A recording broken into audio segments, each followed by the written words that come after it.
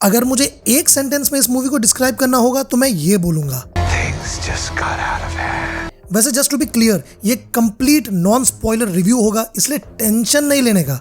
Doctor strange जब से MCU में एंट्री मारा है तब से हम सब फैसिनेटेड है इस कैरेक्टर से, क्योंकि वी ऑल नो कि भाई ये क्या क्या कर सकता है, और हम सब पिछले मूवीज में ऑलरेडी देख भी चुके हैं कि ये क्या कर सकता है। 2016 में डॉक्टर स्ट्रेंज का फर्स्ट पार्ट बना था and since then we all fell in love with doctor Strange. सिर्फ उसके कैरेक्टर की वजह से ही नहीं, बल्कि बेनेडिक्ट कम्बरबैच के फ्लॉलेस परफॉर्मेंस की वजह से भी। It's like he was born to play this role.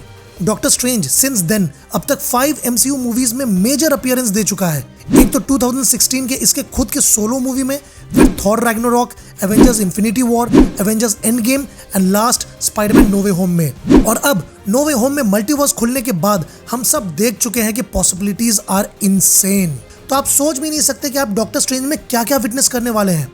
Short में बोलूं तो नो वे होम का मल्टीवर्स सिर्फ ट्रेलर था इस मूवी के सामने। तो एनीवेज चलिए बिना स्पॉइल किए डिस्कस करते हैं कि आप क्या एक्सपेक्ट कर सकते हैं इस मूवी से। Don't angry me. रिश्ते में तो हम तुम्हारे बाप होते हैं।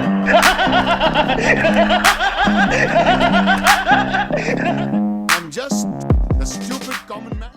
मल्टीवर्स में पॉसिबिलिटीज बहुत है और ये मूवी उसी पॉसिबिलिटीज को एक्सप्लोर करता है और साथ साथ एमसीयू के आगे के प्रोजेक्ट्स के लिए भी रास्ता बनाता है जो फैंस को पागल बना देगा।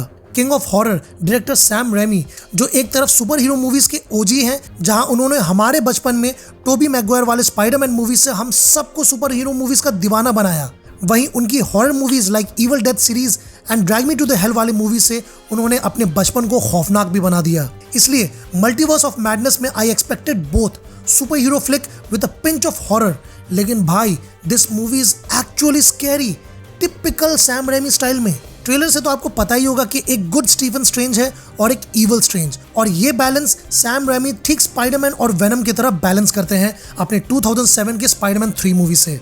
मूवी में रेचल मैकएडम्स एज क्रिश्चियन पामा का वापसी है, जो एक जबरदस्त इमोशनल टच भी देता है and we all want this love story to have a happy ending.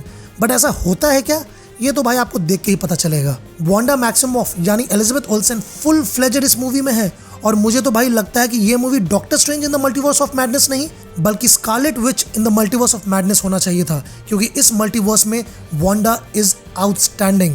उसका स्कारलेट विच का ट्रांजिशन, जिसका हिंट इसके टीवी शो वांडा विजन में भी हम लोग देख चुके हैं, वॉज कंप्लीटली आउटस्टैंडिंग। अगर आप ये सोच रहे हैं कि इस मूवी को देखने के लिए क्या आपको वांडा विजन या फिर और भी जो मार्वल का वेब सीरीज आया है वो देखना जरूरी है कि नहीं, तो आई वुड से कि आपको बस आइडिया होना चाहिए वांडा विजन टीवी शो का और एनिमेटेड व्हाट इफ सीरीज का, वरना you might get lost. Also ऐसा जरूरी नहीं है कि आपको स्पाइडरमैन नो वे होम भी देखना पड़ेगा इस मूवी को समझने के लिए। बस ये जान लीजिए कि मल्टीवर्स नो वे होम में ही ओपन हुआ, जो ऑलरेडी इसमें समझा भी दिया जाता है। बट आई हार्डली डाउट कि आप नो वे होम नहीं देखे होंगे। वैसे अगर देखा जाए तो मूवी में वांडा मैक्सिमॉफ ऑलमोस्ट ना के बराबर है, क्योंकि स्कारलेट विच कंप्लीटली पोजेस कर चुकी है and Scarlet which steels the show. ये मूवी देख के लिटरली ऐसा लगता है कि Scarlet which is the most powerful super hero या फिर सुपर विलन, क्योंकि जो बैंड बजाती है ये इस मूवी में बहुत सारे सुपर हीरोज का, वो तो भाई आप लोग देखते ही रह जाएंगे। मूवी में ऐसा ऐसा कैमियो है जो आपको एक्साइटमेंट के पीक पे ले जाएगा एंड शायद जो आप उम्मीद कर रहे हैं वो भी आपको देखने को मिलेगा, शायद। वैसे मूवी में एक और बहुत ही इंपॉर्टेंट कैरेक्टर है और वो है अमेरिका चावेज, जिसका बहुत बड़ा रोल है इस मूवी में। इसका सुपर पावर बहुत ही यूनिक है, जो ऑलरेडी आपको पता ही होगा, और वो ये कि ये मल्टीवर्स में इजिली ट्रैवल कर सकती है, और इसी वजह से इस कैरेक्टर को बहुत इंपॉर्टेंस मिला है इस मूवी में, और आगे के भी मूवीज में ये बहुत ही इंपॉर्टेंट रोल प्ले करेंगी। बात करें विजुअल इफेक्ट्स का, तो मूवी का विजुअल इफेक्ट स्टनिंग है, लेकिन आई फील कि 2016 वाला Doctor Strange and recently release No Way Home का विजुअल इफेक्ट्स मच बेटर था। मल्टीवर्स का कंसेप्ट होने पे मुझे बहुत ज्यादा उम्मीद था इसके विजुअल इफेक्ट से, बट कंपैरेटिवली एमसीयू के लेवल से मुझे थोड़ा डिसअपॉइंटिंग लगा, या फिर ये बोला जाए कि मेरा ही एक्सपेक्टेशंस कुछ ज्यादा ही हाई था, और होगा भी क्यों नहीं।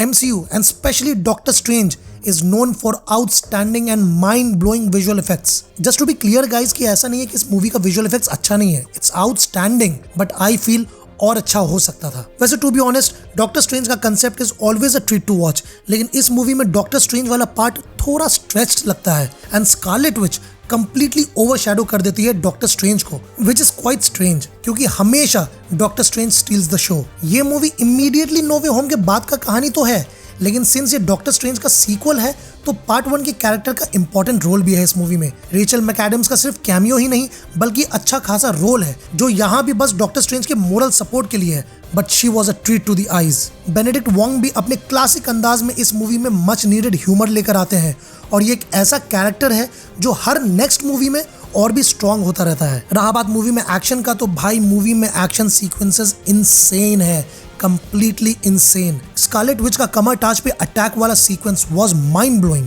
वो पूरा सीक्वेंस वाज विजुअली ब्रेथटेकिंग। और Doctor Strange and America Chavez का मल्टीवर्स जंप, जिसका छोटा सा झलक आप ट्रेलर में भी देखे होंगे, वो माइंड बॉगलिंग था। ऐसा विजुअल्स था कि आपकी आंखें खुली की खुली रह जाएगी। रहा बात मूवी का बैकग्राउंड स्कोर का, तो भाई मूवी का बैकग्राउंड स्कोर मुझे पता नहीं क्यों उतना इम्पैक्टफुल नहीं लगा, एक्सेप्ट एक सीन है जहां लिटरली म्यूजिक के नोट्स पे एक्शन चल रहा है। वो सीन तो भाई म्यूजिकली जीनियस था, लेकिन उस सीन को छोड़कर और हॉरर पार्ट्स को छोड़कर म्यूजिक उतना इम्पैक्ट क्रिएट नहीं कर पाया जितना बाकी के एमसीयू मूवीज ने किया था। वैसे देखा जाए तो ये एमसीयू का पहला हॉरर प्रोजेक्ट कहा जाएगा and Sam Raimi was the perfect choice to direct it. The master of horror एक ब्रिलियंट काम किए हैं अपने हॉरर एलिमेंट से, जिसका काम सिर्फ आपको जंप स्केयर या डराना नहीं बल्कि आपको उस हॉरर वाले दुनिया में एंग्रॉस करना है जिसमें वो पूरी तरह से कामयाब हो जाते हैं। इसलिए ज़ॉम्बी स्ट्रेंज को हल्के में मत लीजिएगा क्योंकि सैम रैमी उसको हल्के में बिल्कुल भी नहीं लिए हैं। तो guys overall doctor strange in the multiverse of madness